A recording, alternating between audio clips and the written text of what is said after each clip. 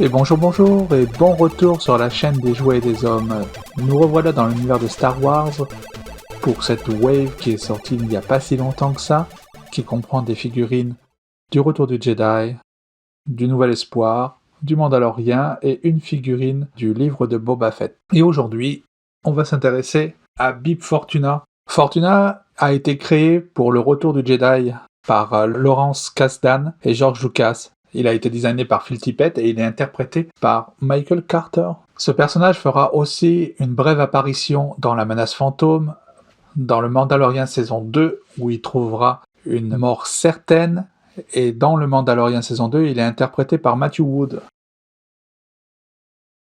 Voilà donc de retour sur les boîtes Star Wars, côté biseauté, avec la belle illustration, le titre du film dont est tirée la figurine, le nom de la figurine, les warnings, attention de ne pas s'étouffer, 4 ans et plus, la marque Hasbro, la même illustration que sur le côté, une petite bio rapide, c'est la figurine numéro 8 de la série Retour du Jedi, et après on sait ce qu'il y a derrière, les mentions légales. On va ouvrir tout de suite la boîte, sans plus tarder.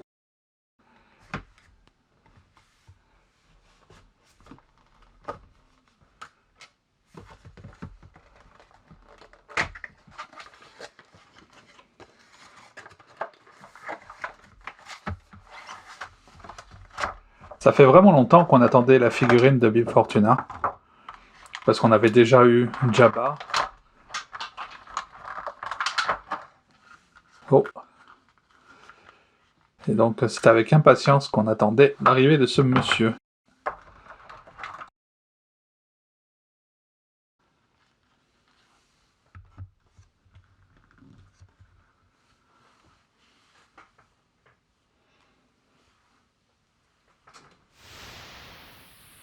Dans la boîte, nous avons donc la figurine de Bib Fortuna, notre Twi'lek préféré, et quelques accessoires, je présume que ce sont des gobelets.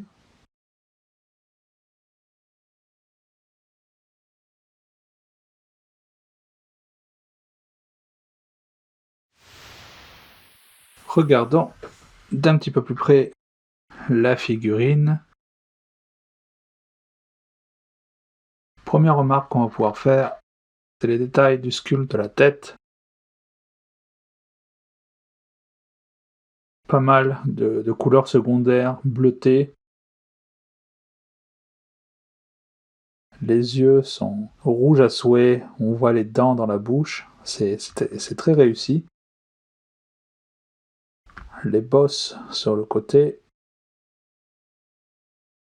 On reconnaît vraiment bien la créature créée par Phil Tippett.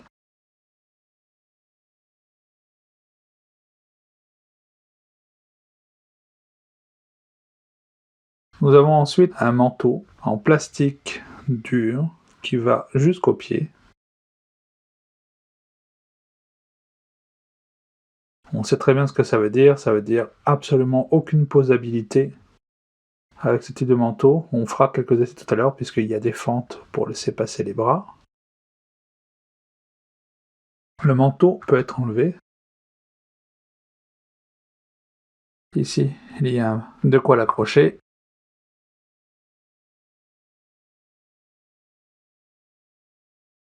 On va lever le bras et on va pouvoir le retirer.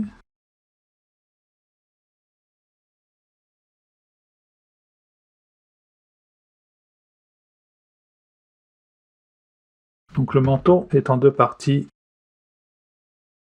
Il est accroché par ici. Il y a le même système de fixation là, et il y en a un autre dans le dos. Donc on pourrait juste garder le poncho sur les épaules si on a besoin. Continuons à explorer la figurine. Beaucoup de détails gravés, comme par exemple ses poignets, un motif similaire sur le torse. Ça donne un petit côté vraiment samouraï, de la manière où il est habillé.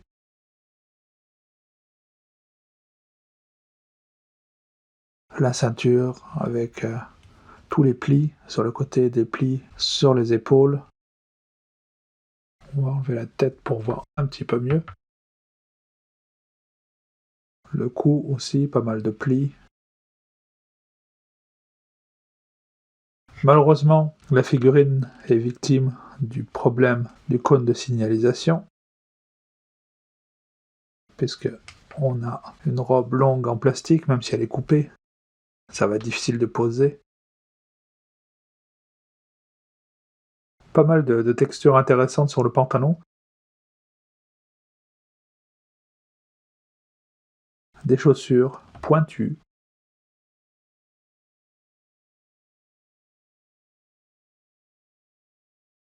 J'adore les mains avec l'ongle super long qui est peinturé, ce qui est assez rare pour être noté. Pareil ici.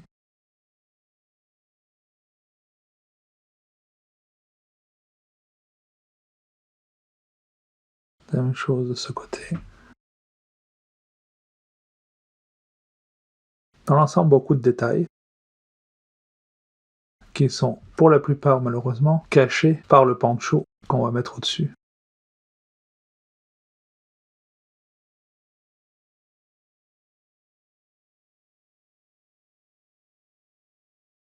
Côté articulation, donc il y a une articulation au niveau du cou qui permet de faire pas mal de mouvements. On va remettre la tête quand même, c'est moins glauque. Donc, à cause de l'appendice qui sort de la tête, on ne pourra pas trop relever la tête.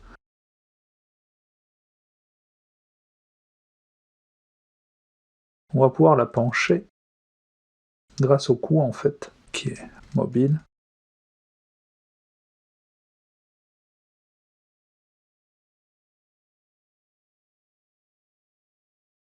À cause de l'appendice, c'est toujours pareil, on va avoir du mal à bouger le bras, il va passer derrière.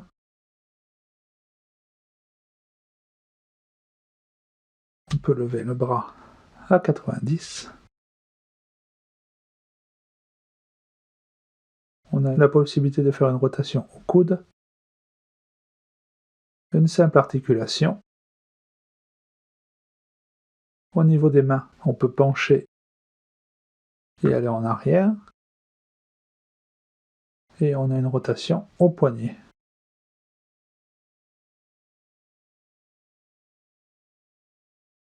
L'articulation au niveau du torse permet de pencher et de tourner. Elle est un petit peu entravée par la ceinture qui est ici. Pour les jambes, très difficile à voir. On a un petit raté de peinture ici.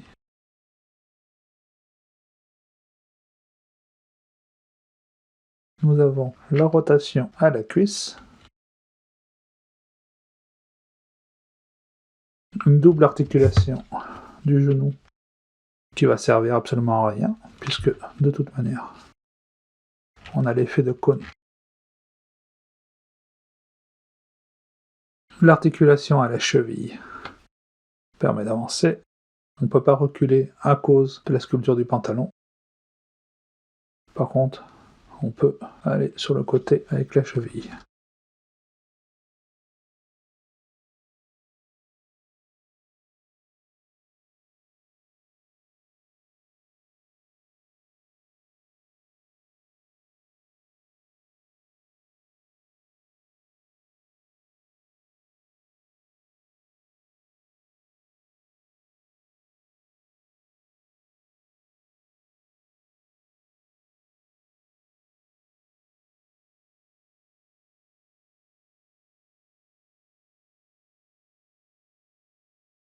Nous allons essayer de remettre le manteau.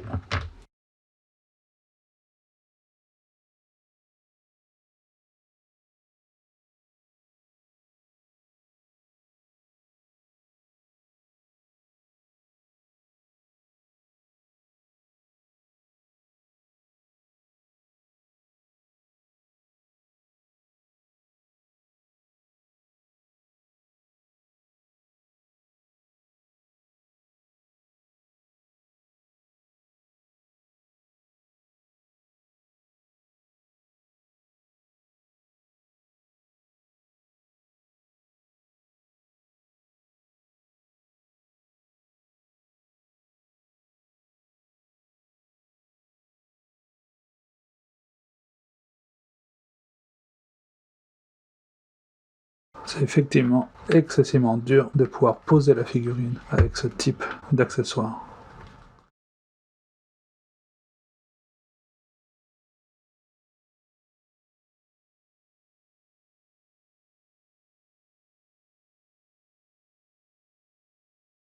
Voici une petite pose qui aurait été vraiment difficile à obtenir, tant le manteau est vraiment compliqué à manœuvrer.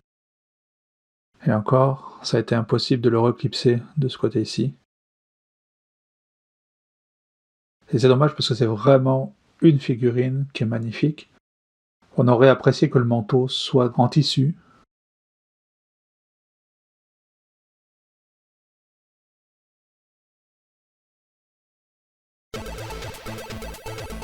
Et les voilà réunis enfin avec Jabba sur son trône.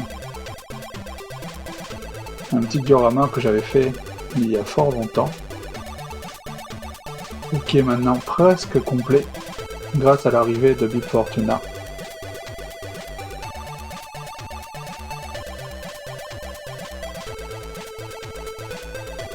Le C3PO, c'était un C3PO Mafex. Notre ami Boba, avec un Han Solo imprimé en 3D dans la carbonite. Sans oublier Leia en costume d'esclave.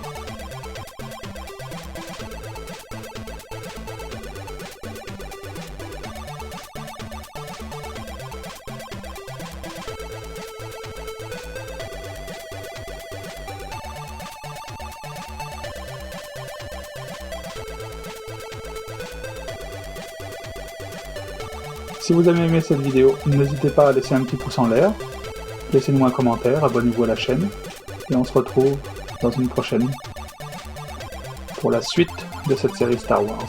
Bye bye!